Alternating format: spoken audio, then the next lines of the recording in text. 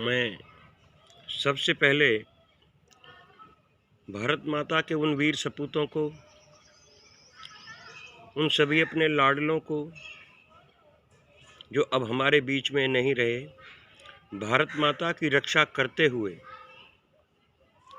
भारत माता की शान को और आन को और बान को जिंदा रखने के लिए जिन्होंने सरहदों पर कुर्बानियाँ दीं, शहीद हुए, उन सभी को श्रद्धांजलि अर्पित करता हूँ।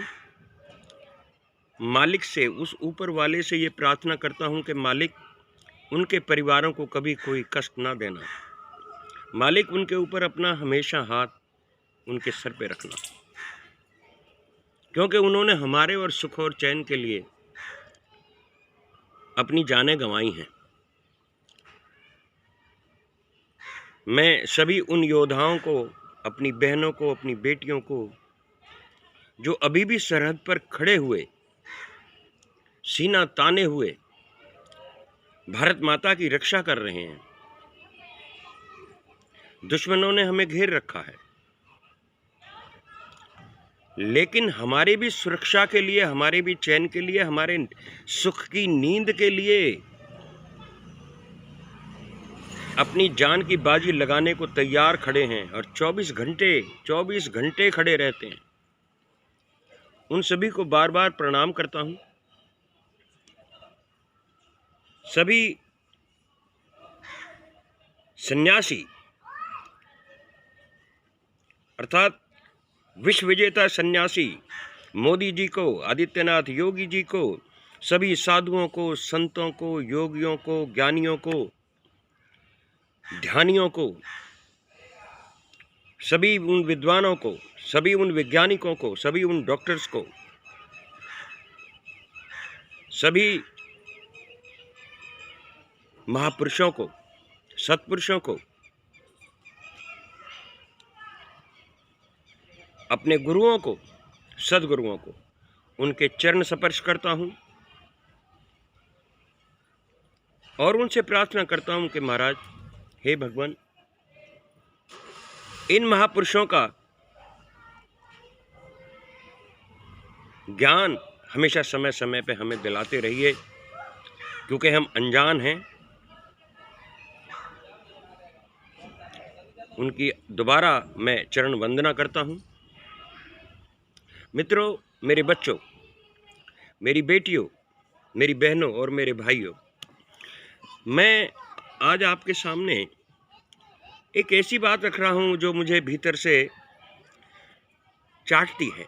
कान्हा कुटीर से जुड़े जितने भी बच्चे हैं, मेरी उनको सबसे प्रार्थना है कि वो महापुरुषों की वाणियों को और अपनी संस्कृति को, महापुरुषों की आज्ञाओं का पालन, जो हमारी संस्कृति का अभिन्न अंग हुआ करता था,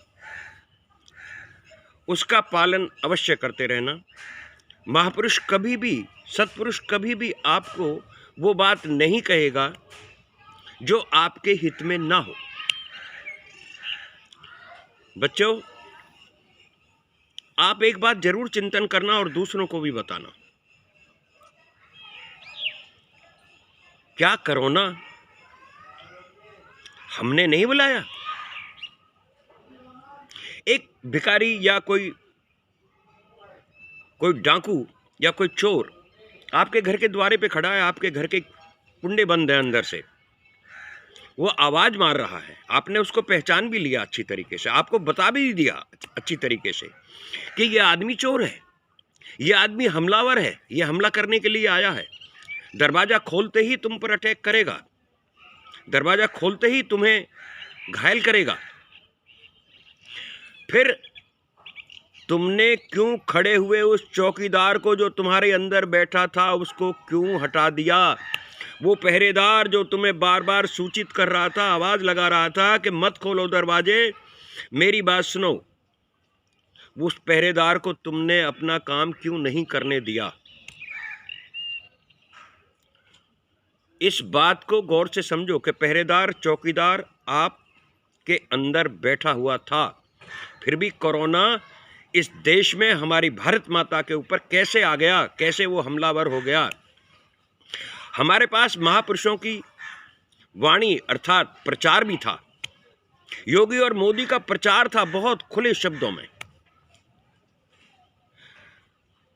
हमारे पास उपाय भी था, हमारे पास उपचार भी था और साधारण उपचार था। क्या मैं अगर आपसे ये सवाल पूछूं तो आप इस पे जरूर मंथन करना। जब हमारे पास ये तीनों चारों चीजें थीं, हमारे पास महापुरुषों का प्रचार भी था, हमारे पास उपाय भी था, हमारे पास उपचार भी था, तो हमने ये जानते हुए भी अपने पहरेदार को क्यों एक तरफ करके कोरोना को निमंत्रित किया। बहुत छोटा सा उपाय था, सबको मालूम था कि पूरा विश्व हिल गया है। उपाय बार बार हर रोज या तो मोदी जी ने या योगी जी ने या और अन्य विद्वानों ने, वैज्ञानिकों ने, डॉक्टरों ने हर रोज समझाया है कि आप मास्क लगा के रहिए।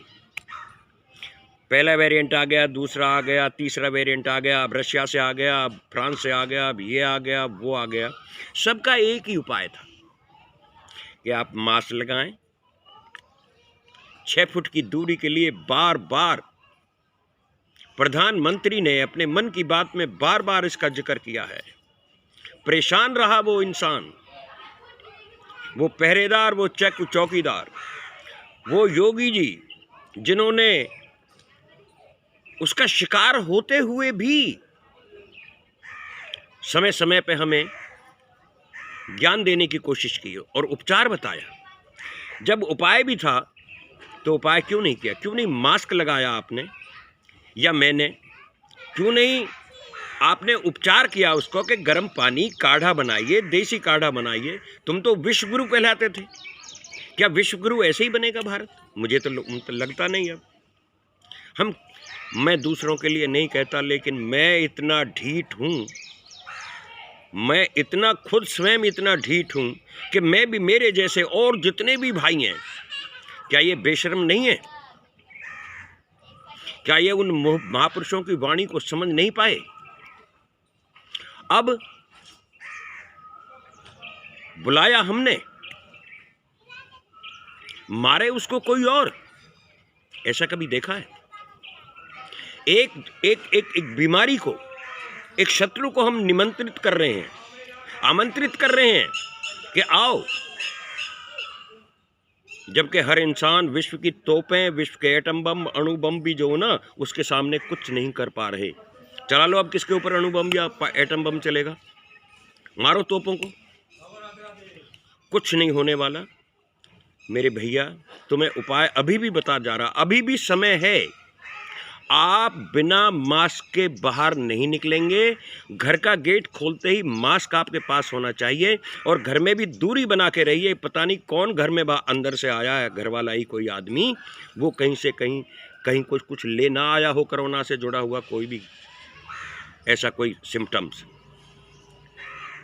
इसलिए उपाय तुम्हारे पास है, उपचार तुम्हारे पास है, देसी दवाइयों का, जड़ी बूटियों का आप कर सकते हैं खूब आराम से। दुनिया बता रही है, यूट्यूब पर कोरे जो ना कोरे बाबा जी आए हैं, सबके ऊपर भरोसा मत करो। और एक बात बता दूं मैं आपको, आप टीवी चैनलों पर खबरें सुन के भ्रमित मत होइए।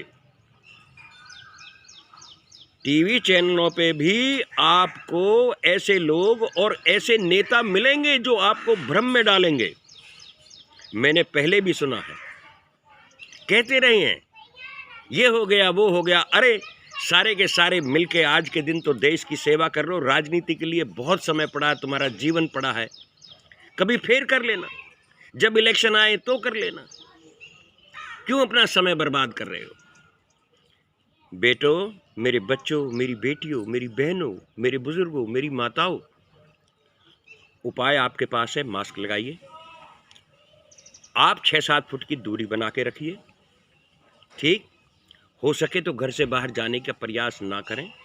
अगर आपको खाने पीने की चीज़ें चाहिए तो एक ही आदमी बाहर से जाइए, उसको आते ही जो ना उसे सैनिटाइज करिए। जो चीज़ें आप लाएं उनको पानी में धो लीजिए, साफ़ कर लीजिए और उनको रख दीजिए, उन्हें धूप में रख दीजिए, फिर उन्हें इस्तेमाल कीजिए। और इसके बाद आपके पास उपचार के बाद फिर प्रचार पे ध्यान दो, क्योंकि प्रचार जो हुआ है, जो कर रहे हैं मोदी जी और योगी जी, वो आपको बड़े गौर से सुनना चाहिए और उनका पालन करना चाहिए। दूसरों के घर ज़बरदस्ती मत जाओ। शादी ब्याहों का आजकल सीज़न चला हुआ है, लोग एक दूसरे को चिपट रहे हैं, ना प्लेट उठाते हैं ना कुछ, और ऐसी भाग दौड़ मस्ती है कि ले लो जो कुछ हाथ लगता है। ऐसा काम मत कीजिए। आप शादी ब्याहों से बचिए, क्योंकि शादी ब्याह होते रहेंगे लेकिन ये जीवन दोबारा नहीं आएगा। जुकाम खांसी कब तक इस कोरोना को जो उपाय इसका कर लेगा, इसका उपचार कर लेगा, वो तो बच जाएगा। लेकिन इसके बाद जो है ना, क्योंकि इसकी शुरुआत यहीं से है और ये कॉमन सिम्टम्स हैं, मोती जीरे के हो गए, जुकाम खांसी के हो गए, नज़ला के हो गए, किसी और चीज़ के हो गए, ये आम है। यहाँ तक इसको ब्रेक लगा दीजिए। अगर कोरोना अंदर तक, फेफड़े तक पहुँच गया तो उसके बाद आपको वेंटिलेटर की और ऑक्सीजन की ज़रूरत पड़ेगी। इसलिए आप ही उसे आमंत्रित कर रहे हैं। इस आमंत्रण को अब बंद कर दीजिए, क्योंकि प्रयोग आपके पास, उपचार आपके पास, प्रचार आपके पास। दूसरों को भी समझाइए। महापुरुषों की बातों का हमेशा आदर करो, दूसरों को समझाओ। तुम्हारी जान इतनी कीमती है जिसकी कोई हद नहीं। तुम ज़्यादा चक्कर में ना पड़ के महापुरुषों की केवल वाणी सुनो।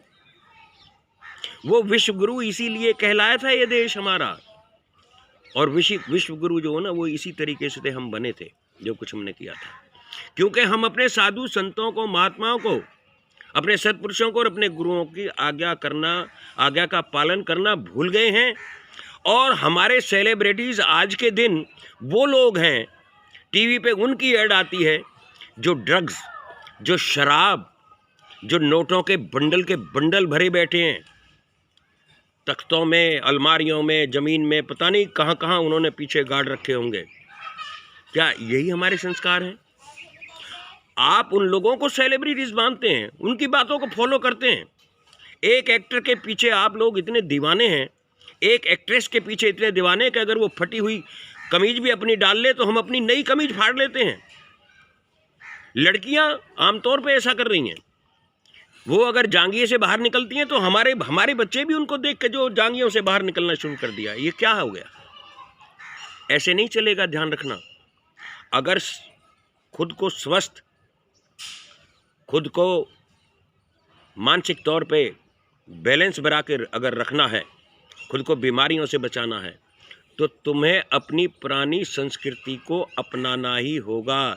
इसलिए प्रयोग करो। प्रचार सुन रहे हो आप, उसका उपाय करो, और उपाय के साथ साथ उसका उपचार करो। अभी हो सकता है, अभी इतनी जो ना, इतना अभी भयंकर रूप अभी नहीं आया है। अगर तुमने लापरवाही बरती तो यह और भयंकर हो जाएगा। जो ज़रूरी काम है केवल उसके ही करने के लिए बाहर निकलें। आज का मेरा केवल इतना ही कहना है। मेरी आपसे फिर दोबारा हाथ जोड़ के प्रार्थना है कि बच्चों, तुम्हें घर घर जाकर भी मास्क लगा के पूरी तरीके से अपने आप को सैनिटाइज करके दूसरे परिवारों को भी समझाओ, अगर कर सकते हो ये तो। नहीं तो अपने मोबाइल फ़ोन से, आज के दिन तो आपके पास सब कुछ है, आपके पास सोशल मीडिया है, आप उन्हें बताइए। और जो ज़बरदस्ती घर आना चाहता है उसको कहिए भैया कोई ज़रूरी काम नहीं है, फिर आना। तो आप इसको पूरी तरीके से फॉलो करें। और सेलिब्रिटीज़ को जो हो ना, ये सेलिब्रिटीज़ जो आज के दिन आपने माने हुए हैं, जिनको आप फॉलो कर रहे हैं, इनको छोड़ दीजिए। ये आपको सिर्फ नाच गाने, ढोलक बजाने और इसके ठुमके लगाने के अलावा कुछ नहीं देगा। ये जीवन बहुत अनमोल है। ये नाच गाने से और ठुमके का जब समय होता है तब देखिए, मस्ती का समय होता है। आज मस्ती का समय नहीं है। पूरा विश्व इस कोरोना से लड़ रहा है और तुम्हारे पास कितना आसान उपाय है। जो महापुरुष तुम्हारे पास बैठे हैं ये तुम्हारी धरोहर हैं। इनको जानिए, इन्हें पहचानिए, इनकी आज्ञाओं का पालन कीजिए, इनके संदेशों का, इनके आदेशों का सख्ती से पालन कीजिए। कोरोना तुम्हारे घर तक नहीं फटक सकता, घर तो छोड़ो तुम्हारे पास तक नहीं फटक सकता। धन्यवाद। भारत माता की जय। जय हिंद की सेना।